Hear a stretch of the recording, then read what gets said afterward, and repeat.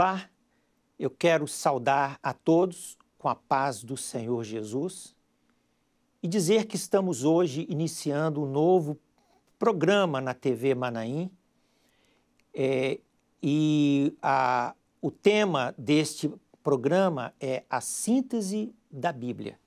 Neste programa nós vamos falar um pouco sobre os grandes temas da Bíblia, procurando sintetizá-los de modo a facilitar a compreensão daqueles que leem a palavra de Deus. E este programa ele será transmitido pela TV Manaim no canal 126, da TV RO da Embratel, e também no canal 85 da Sky Livre e no canal oficial da Igreja Cristã Maranata no YouTube. Hoje nós vamos iniciar com o tema Como a Bíblia chegou até nós. Nós vamos ler em 1 João, capítulo 1, versos 1 e 2.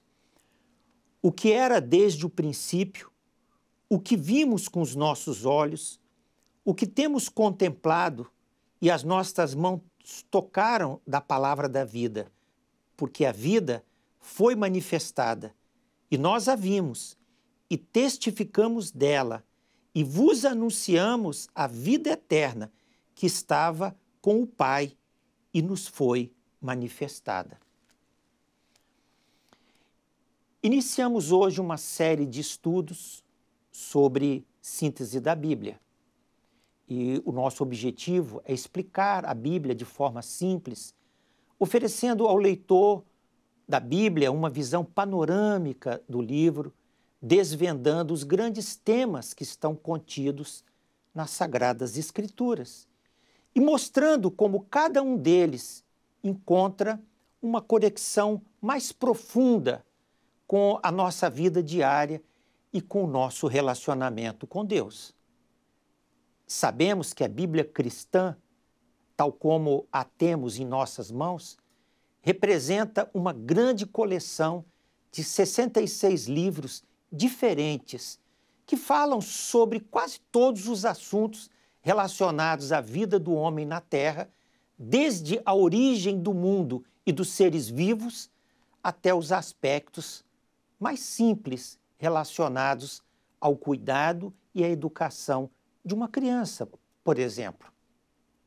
Sabemos também que muitas pessoas desistem de ler a Bíblia quando se deparam com a complexidade de sua linguagem e a extensão de seus assuntos sem uma explicação clara sobre o que leem. Não conseguem ir adiante em seus esforços e, infelizmente, perdem a oportunidade de se apropriar deste grande tesouro.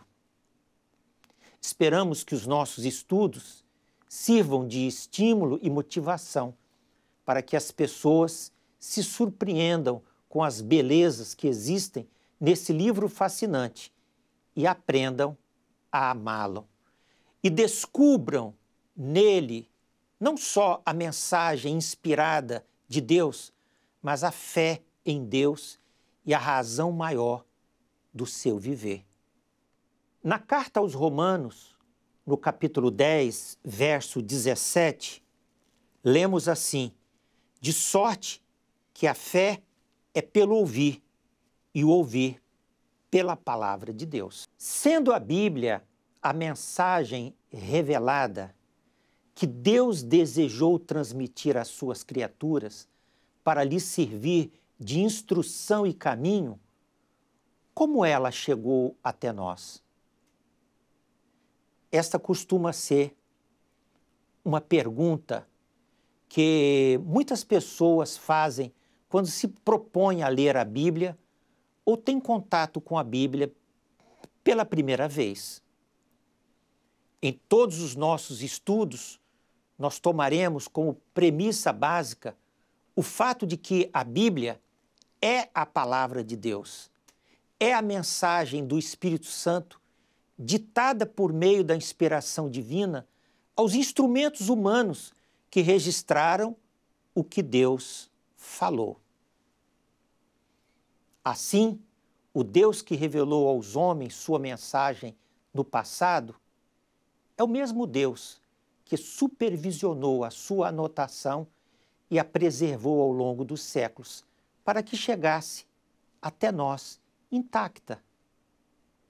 Os primeiros escritores da Bíblia, os autógrafos, foram homens que desfrutaram de um íntimo relacionamento com Deus e anotaram as palavras que viram, ouviram, viveram e de diversas maneiras lhes foram anunciadas por Deus. Desde tempos remotos até a invenção do alfabeto, cerca de 1500 anos antes de Cristo, os relatos iniciais das histórias bíblicas foram passados adiante oralmente. Os primeiros registros escritos da Bíblia, os autógrafos, não existem mais. Foram feitos, certamente, em escrita cuneiforme ou hieroglífica, que já eram usadas no Egito e na Mesopotâmia antes de 2500 a.C. O alfabeto hebraico, na verdade, surgiu entre 1300 e 1200 anos antes de Cristo e é um descendente direto do alfabeto fenício. Os hebreus, que se estabeleceram em Canaã nos tempos das conquistas de Josué, passaram a desenvolver seu próprio sistema de escrita, o hebraico. Nesse tempo, os registros escritos que os israelitas guardavam de épocas anteriores foram vertidos para a escrita hebraica. A fala hebraica em Israel durou até 500 anos antes de Cristo, quando os israelitas começaram a falar o aramaico, língua do Império Persa, que os cativos que retornaram do exílio aprenderam com seus conquistadores. Entretanto, a língua hebraica, mesmo caindo em desuso como idioma da vida diária, continuou a ser respeitado como língua dos textos sagrados. Assim, o Antigo Testamento foi registrado e formado lentamente ao longo de um período de 1000 anos, até 400 anos antes de Cristo, tempo em que foi escrito o livro de Malaquias, o último livro do Antigo Testamento. Mesmo tendo regressado da Babilônia para Canaã, os judeus ainda continuaram sob o domínio do Império Persa durante 200 anos, até o tempo de Alexandre o Grande, que conquistou o Império Persa em 332 a.C. Com a morte de Alexandre, 11 anos depois, a Palestina e o Egito passaram ao controle de um dos seus generais, Ptolomeu I. Este foi sucedido pelo seu filho Ptolomeu II em 285 a.C. E Ptolomeu II foi um grande governante. Sua capital, Alexandria, se tornou o principal centro de ensino no mundo mediterrâneo e ficou famosa por sua grande biblioteca. Como o grego havia se tornado a língua mundial, Ptolomeu II, por volta de 250 a.C., pediu ao sumo sacerdote judeu em Jerusalém que lhe enviasse 72 dos seus melhores estudiosos para que fosse feita em Alexandria a tradução dos 5 livros de Moisés para o grego. A tradução foi terminada em pouco mais de 2 meses, e essa primeira versão grega da Bíblia hebraica recebeu o nome de Septuaginta. Nos 200 anos seguintes, o restante da Bíblia hebraica foi traduzida para o grego, completando-se assim todo o texto. Nos dias de Jesus, toda a Bíblia hebraica já se encontrava traduzida para o grego. Nisso vemos o cuidado e a providência de Deus através da história, preservando a verdade das Escrituras. A Septuaginta foi a Bíblia dos cristãos da primeira geração, que falavam também a língua grega. A Septuaginta serviu de referência, inclusive, aos apóstolos, que escreveram vários livros do Novo Testamento. Os primeiros missionários cristãos que saíram de Jerusalém e levaram consigo textos da Septuaginta ou da Bíblia hebraica e puseram-se a traduzir a Bíblia grega ou hebraica para a língua dos novos convertidos em diversos países. Várias versões em línguas mundiais foram produzidas da Bíblia grega, versões latinas, versões na língua germânica oriental, versões siríacas, versão armênia, versão georgiana, versão etíope, versões árabes e versão eslava. À medida que o Império Romano e a Igreja amadureciam, o latim ganhava força como língua mundial, sobretudo no Ocidente. A Septuaginta, então, serviu de base para a tradução do Antigo Testamento para o latim antigo. Em 406 d.C., Jerônimo traduziu a Bíblia hebraica para o latim, dando origem à famosa Vulgata Latina. Recebeu este nome porque o latim era a língua vulgar falada no dia a dia do povo. A Vulgata permaneceu de modo justo até os nossos dias como a Bíblia clássica latina, influenciando direta ou indiretamente quase todas as traduções posteriores da Bíblia, inclusive a tradução de Lutero. Mas coube ao português João Ferreira de Almeida a grandiosa tarefa de traduzir pela primeira vez para a língua portuguesa o Antigo e o Novo Testamento.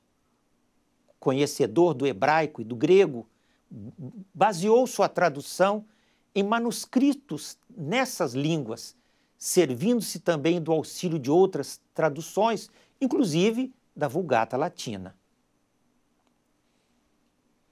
O primeiro Novo Testamento em português foi publicado em 1681. Após a publicação do Novo Testamento, Almeida iniciou a tradução do Antigo Testamento e traduziu o Antigo Testamento até o texto de Ezequiel 41, 21. Nesse tempo, veio em 1691 a falecer. No entanto, em 1753, o trabalho que ele iniciou foi concluído pelo pastor Jacobus Op den Akker, da cidade de Batávia, na ilha de Java. Na mesma cidade, João Ferreira de Almeida atuava como missionário evangélico. Embora não exista atualmente nenhum manuscrito completo da Bíblia, muito do Antigo Testamento e a maior parte do Novo Testamento podem ser reconstituídos a partir de extensa base de traduções e de citações feitas nos primeiros séculos da era cristã. Embora haja um longo período de tempo entre os registros originais da Bíblia, os autógrafos, e as versões atuais da Bíblia, os apógrafos, existem pouca distância entre eles no tocante a qualquer erro ou inexatidão. A despeito das terríveis perseguições que se abateram sobre a Igreja de Cristo ao longo dos séculos, no sentido de destruir a palavra de Deus, por sua grandiosa providência, Deus levantou homens santos, sábios e fiéis que ajudaram a preservar a integridade deste livro sagrado, a Bíblia, e da mensagem da fé, ao custo de suas próprias vidas e em vivo sacrifício de adoração a Deus. Aqui encerramos a primeira aula. É evidente que nós temos muitos assuntos a falar sobre a Bíblia. É um livro inesgotável em seu conteúdo, de modo que eu o convido para que assista conosco às aulas seguintes. Que Deus o abençoe.